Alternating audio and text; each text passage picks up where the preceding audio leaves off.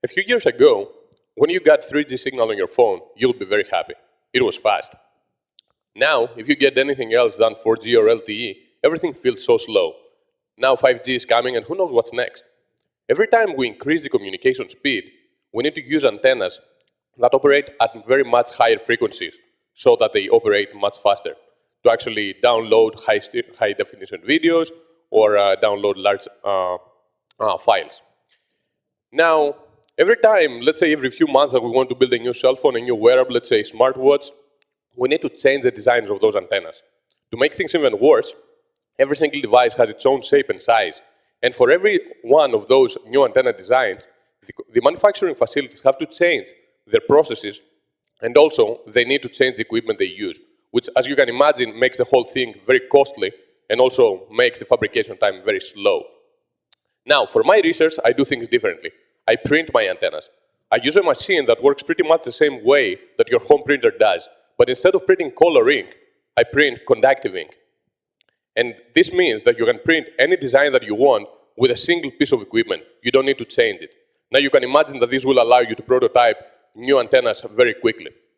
I have refined the printing process of antennas so much that I have managed to create those tiny miniature antennas that operate up to 100 gigahertz. This is 100 times more than what your cell phones use right now. And previously, to do communication at those frequencies, you would need very expensive and very complex circuitry that would consume a lot of power. But I have found that by using my own printed antennas, you can, instead of radiate power, you can reflect signals that are existing already over the air, and you can do very low power communication. This only takes a few transistors, costs 10 times less, and consumes 100 times less power. Why is this important? Well, because those antennas and those transistors are so small, we can stack so many of them together so that we can improve communication, we can increase the data rate, and the form factor will still be so small enough that you can still fit it in a very small device.